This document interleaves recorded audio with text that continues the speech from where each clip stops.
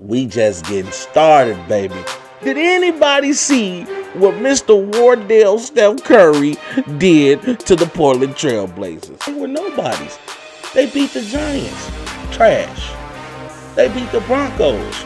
Trash. If you ever watched Dragon Ball Z, my man's was Super Saiyan. I couldn't wear this until we actually caught a dub. And he did all of this damage in 36 minutes. Let that sink in. They beat the Eagles, trash. The Cowboys, trash. The Bengals, trash. The Jaguars, trash. Yes, ladies and gentlemen, you heard it here on Rob's 2 Cents. My good people, my good people. Hello, world. I'd like to welcome you guys back to the show that's hot with your boy Rob Scott. This is Rob's 2 Cents, the live show, baby. How's everybody doing? Appreciate you guys for stopping on in. Got a lot to discuss. As we all know, the NBA regular season is now over. And what that means is it's time to see what these men are made of. It's time to see what these teams are made of. Who's gonna be a step above the rest and claim that gold at the end of the playoffs? What's up, Ken? Appreciate you for being in here, my brother. But before we get to talking about the playoffs and the play-in, we have, hey, what's going on, Jay? How you feeling? Appreciate y'all coming in. It's a Monday. I figured I'd get a better turnout. But before we begin talking about the play-in or the playoffs, we got to crown an MVP. And I want to see y'all in the section. Tell me who you think the MVP is right now in the regular season, because I'm going to tell you who I think it is. I think Steph should be crowned the MVP. Now, I know I'm biased. Steph is my favorite player. But this has been the question that a lot of people are debating right now. Whether you was a casual fan or a hardcore intense fan like myself. What's up, Big Meech? I appreciate you for being in here. Hey, I just got to let the world know. Steph Curry has, statistically speaking, been the best player in the NBA in the second half of the season. I dare you guys to go against the numbers. The man has been on a tear. We talking about a man that took his Warriors from 10th place, almost looking like they were going to be out of the play-in tournament. Mike lost that spot to the Pelicans, but he finished in 8th place. So even if the play-in tournament didn't exist, the Warriors would have made the playoffs. He had to pass up San Antonio. He had to pass up Memphis. And I believe if he would have had a little bit more time, we could be looking at the Warriors in the 6th place. We got to look at, for the last 10 games to end the regular season, the boy Steph Curry had the Warriors 8-2 in their last 10 games. 8-2. They were on a 6-game winning streak. The Warriors was cooking. And why were they cooking? Because Steph was cooking. We talking about a team that don't have their second best player in Klay Thompson. We talking about a team that lost a dynamic all-time great in Kevin Durant. We talking about a team that has a player in Andrew Wiggins. We know he's an up-and-down player. Oubre really even hasn't been in the lineup. We talking about Draymond being the point forward, and even he's been in and out of the lineup. But we can't deny the fact that Draymond has with the Warriors as well. Not saying he would do that with any other team, but with the Warriors, that's his team. Draymond he works well, gonna get Steph open with those screens. He's the point forward. The man, he gets a triple-double like it's nothing. But we talking about Steph right now. Look at what Steph did for the year. He averaged 32 points, 5.8 assists, 5.5 rebounds, became the first player 33 years or older to lead the league in scoring since Jordan did it in the 97 and 98 year, where he was 35 years old and he averaged 28.7 points a game. Yeah. Steph Curry joined Jordan, Wilt Chamberlain, and Kareem Abdul-Jabbar to be the only players in the NBA history to have multiple scoring titles, multiple MVPs, and multiple championships. Talk to me now, y'all. Jay, I see you. I understand that. But CP3, if we are talking about best leader for a team, then yes, I would agree. CP3 he has turned the Suns. We talking about a Suns team that wasn't even in the play-in contention last year. They were on an upward trend though, because they went undefeated in the bubble. But yeah, you're right. He got there, and now they're number 2 in the West. I can't deny CP3 is a good choice, but you got to look at the numbers. V-Dub was good, my boy. Hey, excuse me. I praise LeBron too, okay? Don't come in here with that Bron Jr. Hey, I call it like I see it. And you can't deny Steph has been putting on performances. Let's look at what he did against Memphis in the final game of the regular season. The Warriors won 113 to 101. Steph would go for 46 points upon the Tater. He shot 16 to 36 from the field, 9 to 22 from distance. He also would have 9 assists, 7 rebounds, 1 steal, and 1 block. I mean, that's what you call going bonkers, right? That's what you call going bonkers, right? We have to understand that for what Steph is doing, teams can zero in on Steph. You just heard me mention Andrew Wiggins is inconsistent. Kelly Oubre, inconsistent. No Klay Thompson. No more KD. He's not coming back. So teams can literally zero in on Steph. I'm talking about, it was one point in time, he came off a screen and I saw 4 players react. He almost had the whole team react. It has to hurt when you know who's going to get the ball and you can't do nothing about it. You can't. I saw the play yesterday going against this team, and you saw Memphis. They double teamed him, forced him back to the half court line. He threw the ball to Draymond. The other guy went off. Steph Curry caught the dude that stayed on him lacking, ran off the screen, got the ball back, and hit it. You just can't. Stuff like that you can't teach. That's instinct. That's just natural ability. The way that he runs off screens is he's almost better off the ball than he is with the ball. Because he knows how, and plus he's a little guy. So he's maneuvering through these trees and you can't keep up with him. He reminds you of a Steve Nash in his prime. That was one of the things people would say about Steve Nash. The way that he runs through screens, you can't keep up, and then he doesn't get tired. He's like Floyd Mayweather at the end of a 12-round fight. He looks like he can fight another 12 rounds. Steph Curry is the real deal. And until people start to really realize his great, we're never going to see somebody shoot like this again. Never. We are talking about one of the players that as soon as he crosses half court, he is a threat. The moment he steps into half court, he's a threat.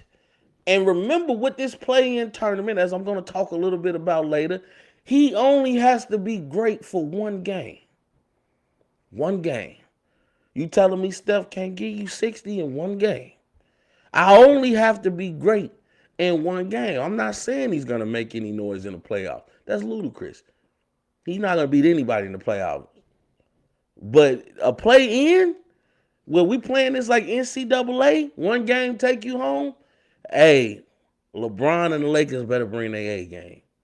They better bring their A, and I hope LeBron is good. But like I say, we'll talk more about that in a second. But even LeBron has said that Steph Curry is the MVP of the league. Ain't no denying that. When the best player in the league is saying Steph Curry has been the best person at least this season, that's saying something. But excuse me, y'all. Who better than LeBron would know about carrying a team where it's literally no help? Who better than LeBron? And what did you say, tampering? Hey, if I'm LeBron, I'm definitely trying to get Steph to come to the Lakers. Oh, hey, you might see your cousin V-Dub be a fan after that. I just want, hey, and V-Dub, let me tell you something. No. Let me tell you something. I don't think they could beat the Lakers, but they could definitely beat Memphis or San Antonio. I don't think they could beat the Lakers. Even if LeBron, okay, they got to bring their A game, but if LeBron is not 100% healthy if we see AD where he's been these last few games, going for 36, going for 42, yeah, they just too big for the Warriors. Draymond is the biggest dude out there. Kevon Looney is not a threat, and Draymond can't stop AD. It's not gonna happen. So yeah, I think the Lakers should easily beat the Warriors. They should easily beat them, especially because they are a team that actually plays defense. Lakers being in the top 5 defenses in the consistently throughout the regular season. But if you saying, hey, can Steph beat San Antonio or can Steph beat Memphis? We just seen them beat Memphis. And Dylan Brooks was having a hell of a game. I just want to let you know, bro. Hey, that's all I'm saying, V-Dub. That's all I'm saying. That boy Steph Curry can carry a team. And he proved that he can. Now, can he carry them to a ship? No one player has won a ring. Not even the great Michael Jordan. He wouldn't have run his rings without Scottie Pippen or Horace Grant. And in the later years, you add a Kukoc and a Dennis Rock. He wouldn't have won those rings. Shout out to Tony Kukoc in a way, who just been announced to be inducted into the 2021 Hall of Fame. Congratulations, brother. Well deserved. The man from Croatia. Hey, Tony was my man's in them, man. So I'm glad to see that he's going to get the recognition he deserves. He definitely was a key piece on that Chicago Bulls roster. But, man, as far as the play-in go, like I say, hey, you got to keep your eyes on the Warriors. And that Warriors versus Lakers matchup is going to be very interesting. I'm pretty sure after the game, before the game, LeBron going to be in Steph ear. Them boys kind of want to play together. Now, would Steph be willing to leave Golden State? That's going to be a different conversation for a different day. But we can't deny the statement that Steph Curry has made this year. And in the words of my boy Ernie Johnson on Inside the NBA, my man's make it look Stepherless. And then we also got to talk about the league leaders, excuse me, guys. Aside from Curry winning the scoring crown, we had other players take home some awards as well. The New York Knicks, Julius Randle finished first in the league in minutes per game. He averaged 37.6 minutes per game under head coach Tom Thibodeau. We know that's nothing new. Tom Thibodeau, hey, I hope you don't run Julius Randle in the ground like you did my boy D Rose. However, I understand also from a coach's perspective, you young, bro. You should be able to play 30-some minutes, man. It ain't like you 35 and I'm asking you to play these amount of minutes, which is what they ask of LeBron sometimes. But you young. You under 30, I'm going to need you to play. You making millions of dollars, you need to play the game. So my boy Julius Randle averaged the most minutes this season. Atlanta Hawks center Clint Capella finished with the season's top rebounding average. He averaged 14.3 rebounds a game, as he is now the rebound champion of the league. Of course, we know what Russell Westbrook has done for the Washington Wizards.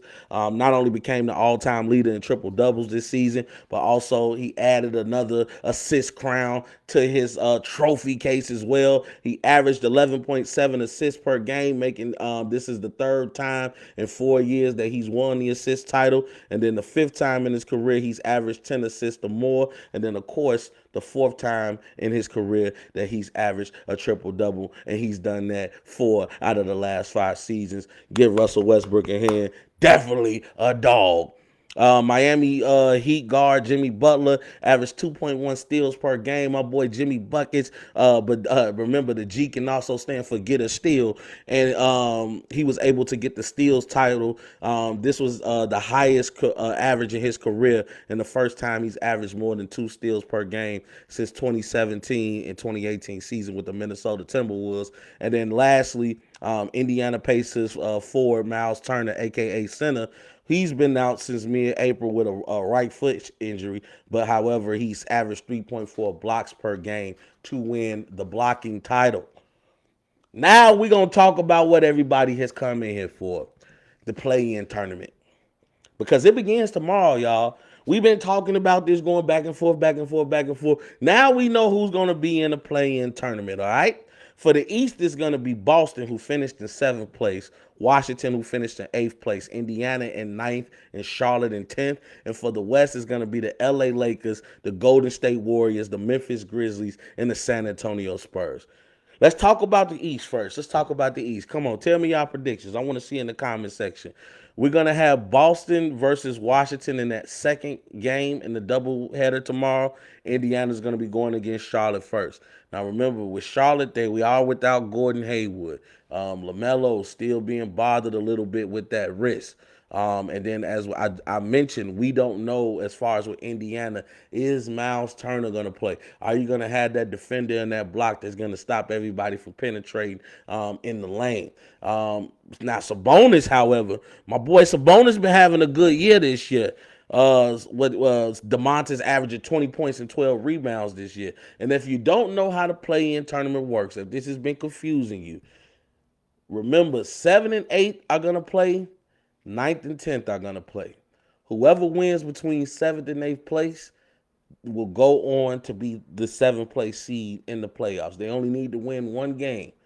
However, whoever loses between 9th and 10th is automatically eliminated, and the winner of 9th and 10th is going to face the loser of 7th and 8th, and whoever wins that final game is going to be in as the final and 8th slot. Now, let me tell you guys something. For the East, I think Washington is going to win it all, the play-in tournament. That's what I'm talking about. Not saying they're going to win the East. But Washington is going to win the playoff tournament. And that means they're going to be in 7th place after winning the play-in.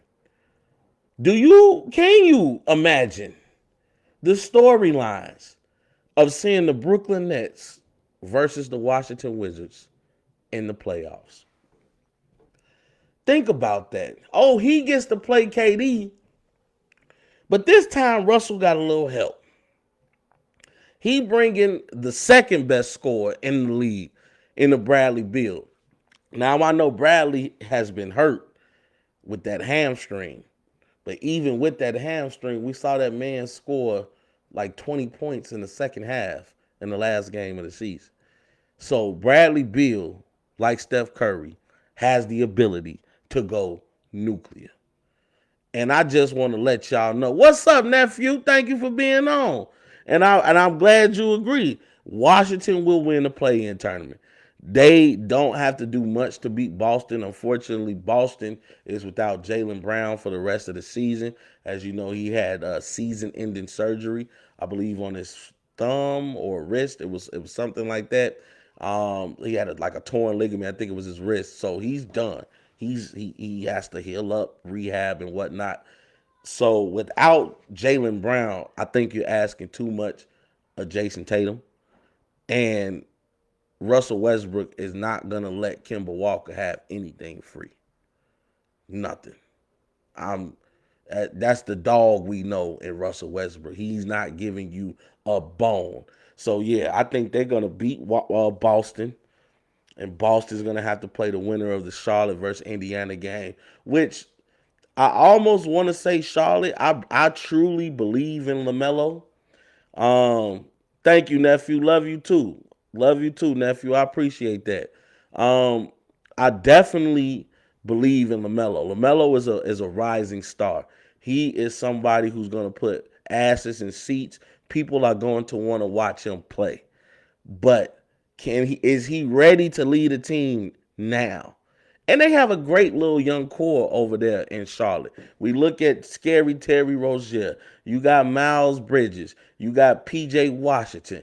They got a nice core over there. Bring Eric Gordon back. But I like Karis LeVert with Indiana. We got to remember what Karis did with the Brooklyn Nets when KD and Kyrie was out last season. What he did and still carrying this team to the playoffs, and yet they didn't scare anybody, but they definitely made a little noise. Karis LeVert can score with the best of them. He's a professional scorer. I like Karis LeVert. And like I just mentioned, you got DeMontis Sabonis. If you guys don't recognize that name, that's the son of the legendary Arvydas Sabonis. And he big and skilled just like his father was. And like I just said, he's averaging 20 points and 12 rebounds. He did that for the season.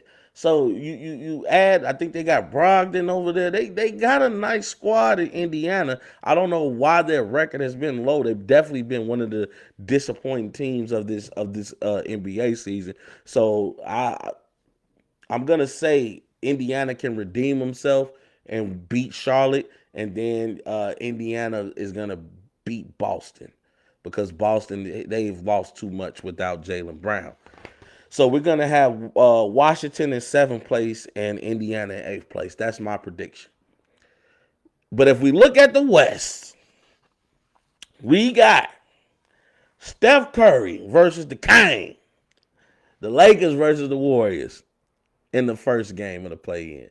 They're in seventh and eighth. Of course, the Lakers are in seventh, the Warriors are in eighth, and then you gotta look at the ninth and tenth with this, which is Memphis and San Antonio.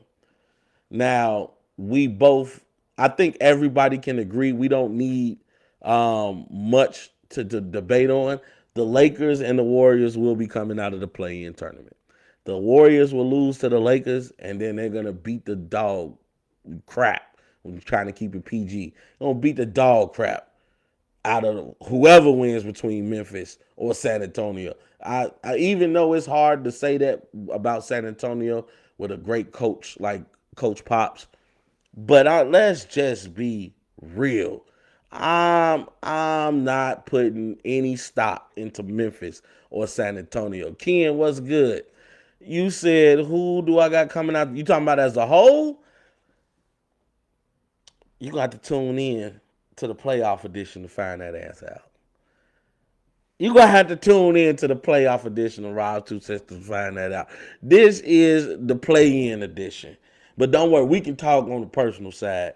But I'm gonna let you know, I am gonna be doing a playoff prediction show as well. So as I mentioned, I have the Lakers coming in seventh place. The Warriors will be in eighth place, and that'll be who fills in your final slots so that the playoffs can begin. Got a couple quick hitters before we end tonight's show. J. Cole made his premiere with the Rwanda Kigali Patriots, I believe that's their name, um, in the African League. And it wasn't bad. It wasn't good, but it wasn't bad. I mean, he finished with 3 points, 3 rebounds, 2 assists in just under 18 minutes. Somebody thank Master P because he is setting the blueprint on trying to live out all of your dreams. We can't forget that Master P is a part of Black history. He did everything that a black boy dreams of. He was in the streets. He was a rapper. He's a CEO, an entrepreneur. He played in the NBA, and he was an actor. So I just want y'all to know he set the blueprint, and now you see J. Cole wants to play in the African League, and more power to him. Hey, like they said J. Cole was a standout at his high school, and he did get accepted at least to come on as a red shirt at the legendary St. John's College. So it ain't like Cole is a bum, but hey, let the man live out his dream. More power to him. We saw the Hall of Fame ceremony this past Saturday. As you can see, I'm wearing, my shirt in memory of the late, great Kobe Bryant, Hall of Famer Kobe Bryant, and, of course, his daughter, Gianna. And Vanessa Bryant gave a great tribute. It was very heartfelt. You can tell she did her best to keep it all together. She did very well. She handled herself with class, with grace, with dignity. In her own way, she, used the Mamba mentality, to get through that. And it was just, a proud moment to see, in the pictures. You see Natalia, who's his oldest daughter, putting on the Hall of Fame, jacket. And it just made you think like, man, I wish Kobe was here. He wanted to be Mike so much that I think his Hall of Fame speech might have been better than Mike's. You think Mike had a hit list. I can't imagine who was on Kobe's hit list of people he wanted to thank for doubting him and proving you wrong to show you not only did I make it, but I became the best at what I did. So, and Vanessa tried to channel some of her inner mamba in that speech. Some things she said, I can almost hear it as if it came out of Kobe's mouth himself. So, congratulations to him. Congratulations to the other Hall of Famers. Congratulations to Tim Duncan, the big fundamental, a person that's just a beast and flew so low under the radar. Um, it he was just a man. I mean, LeBron was the only reason he wasn't undefeated in the finals. Remember, at one point in time, Tim Duncan was 5-0 in the finals. He just couldn't get that last one. What's up, brother-in-law? Appreciate you for jumping on. Good to see you, big deal. Um, and I love the speech that he gave and, giving Coach Popovich his just due. Coach Popovich is not one of those people that want to be celebrated. He's like an old Italian mob boss. See, old bosses didn't want to be in the spotlight. It's these new blood, they want the camera all on them. But the old bosses, they flew under the radar. Sometimes you could look at a mob family and wouldn't even know who the boss was. They knew, but you didn't. And that's just how Coach Popovich is. And Coach Popovich has done so much, in speaking up for the black community, speaking up for the social injustices, the police brutality, the dumb things that, our former president used to say. So you gotta love, Coach Popovich. And I really appreciate him for things that he's done, not only for the black community, but for the black players he's had. Tim Duncan right now is an assistant coach on his team. So that just shows you the type of relationship them guys had. And I got to talk about my boy KG because unless you from Chicago, I don't know if people realize my man spanked the Vice Lords at the Hall of Fame ceremony. I had to rewind that, and I said, did he just thank the Travelers? KG said that. KG said, if you guys don't know, if you don't know KG's story, KG wasn't born in Chicago. He came to Chicago at a young age. He was born in South Carolina. So, he was thanking the city of Chicago for adopting him, and making him feel, the love and appreciation. He thanked Farragut. And then the man came out and said, I like to thank the Travelers. I looked. I said, did KG just thank the Vice Lords?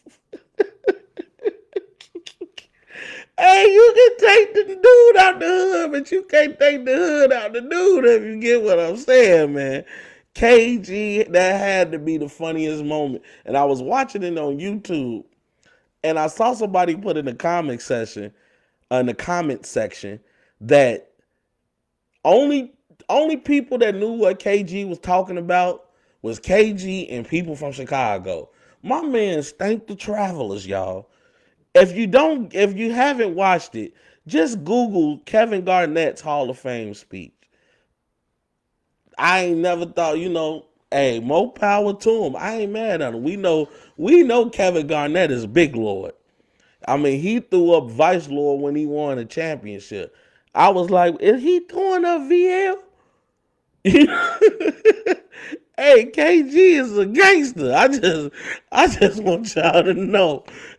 Bro is real. He thanked the Travelers. And if you don't know what the Travelers is and you from Chicago, you don't know much. Because the moment he said the Travelers, I immediately knew what he was talking about. Also, I don't know if you guys been seeing the entertainment news with sports.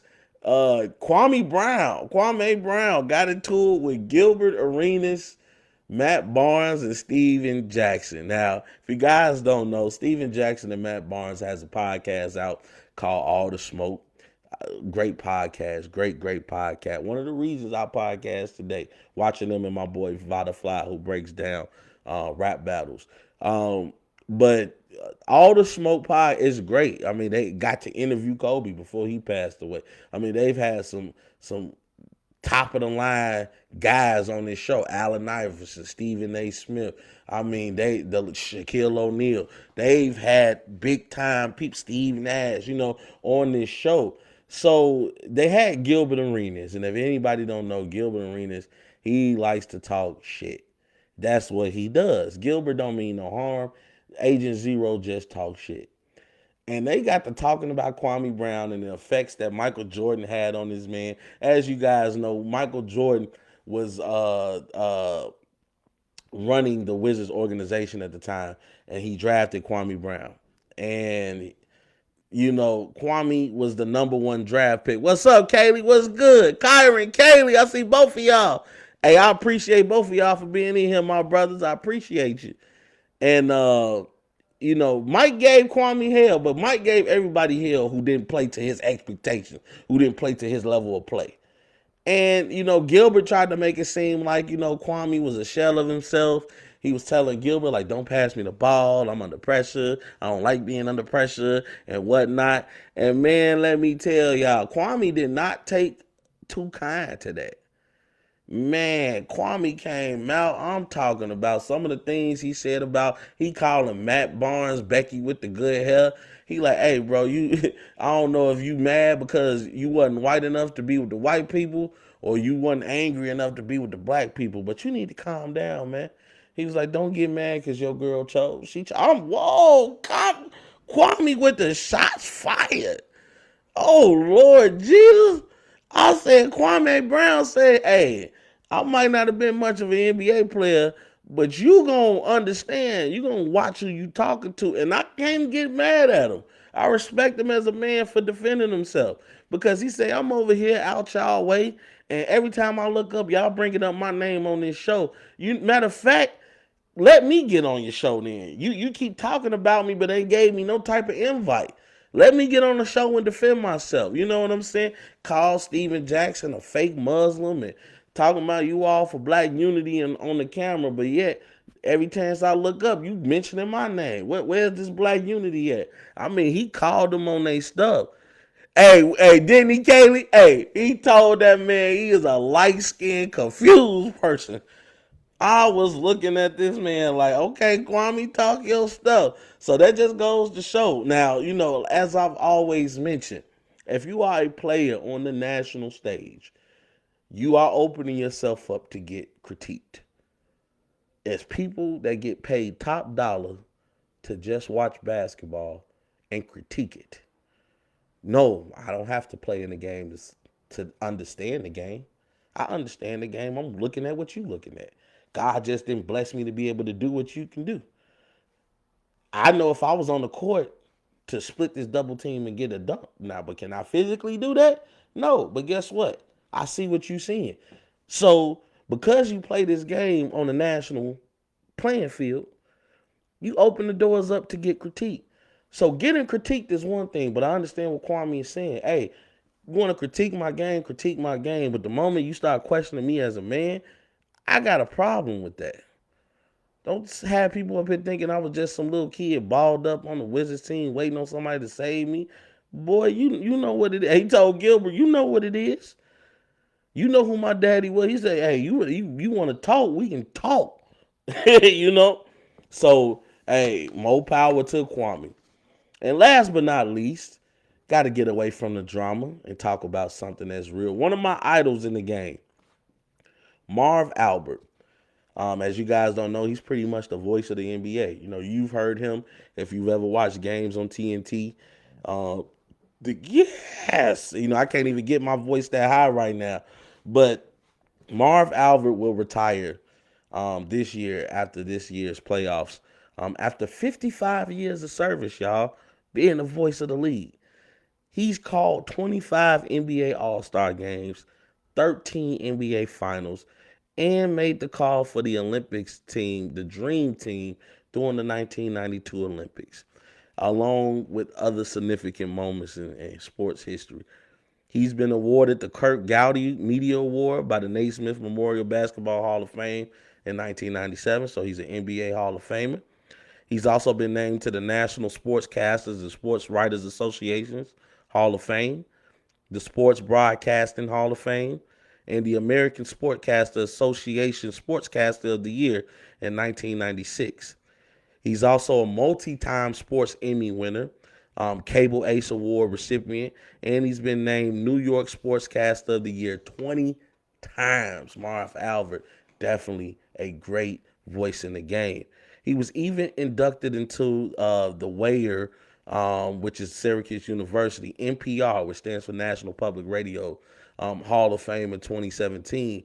And the school honored him by naming their radio studio in his honor. So Marv Albert he has been doing some great things for the NBA. Like I said, he's one of my idols. I wanted to be a sportscaster for a very long time. I actually wanted to do play-by-play at one point in time until I started understanding. You know, I'm sorry, y'all. I just got thrown off by my boy Meech. This dude is a fool. And Kaylee, I appreciate that, bro. I appreciate you acknowledging the homework that in the time I put into this show, man. And Meech, you got issues. I just want you to know. Talking about he ain't done a damn thing for the community. Hey, Meech, you a fool. But man, just wanted to give Marv Albert his flowers while he's here. Hope you enjoy retirement. That just means, people are going to be moving up in the sportscaster game. And hopefully one day you guys see me on the national level, getting to talk to these players and doing my thing, man. Hey, and I appreciate you guys for joining in, man. This has definitely been fun. Let me tell y'all, man, I was so tired before I started this show, man. Long day today. However, getting on here and talking with you guys definitely gave me the energy. I'm glad I decided to do a live show. Hey, Big Meat, you a nut, and I just want you to understand that, brother, man. But I love all you guys, man. Make sure you guys tune in. As I told my boy Ken, I'm gonna be doing a playoff edition. We want to enjoy the play-in first. Didn't I tell y'all play-in basketball was good for the NBA? Look at the spirit of competition. Hey, teams don't want to go home yet. People are ready to continue to play basketball, and that's what we love to see, man. Definitely, again, keeping my eyes open for the NFL season. Want to watch my boy Justin Fields. I know he's gonna be great. I know they're saying that not Nick Foles, but Andy Dalton is gonna be getting the first snaps of the year. However, I think by the time the season starts, Justin Fields will be our starter, and we get to see what that kid is made up of. Definitely going to be keeping my eyes on the Buccaneers. Definitely going to be keeping my eyes on the Patriots because I'm interested to see, can Bill Belichick get this team back to prominence? Or was Tom Brady the system? Definitely going to be a good topic for the future when football starts, man. Big Meech, hey, I appreciate you, brother. I appreciate you guys, man. Hey, I love all you guys, man. Hope you guys continue to have a great one. Remember, man, it's just Monday. We still got a long week ahead. So remember to set goals, set achievable goals. Don't jump out the gym. Set goals you can hit.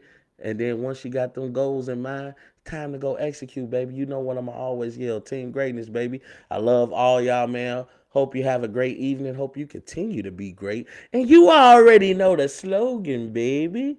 We gone. There's a bigger fight going on. There's a much bigger agenda than the streets. And I know sometimes it's hard to see that far in front of us.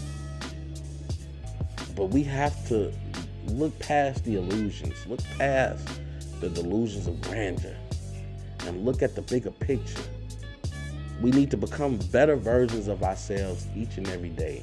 Fight for what you believe in. Because if you stand for nothing, you'll fall for anything. We just getting started, baby. You guys know the slogan now. Hope you all have a great evening. And we gone.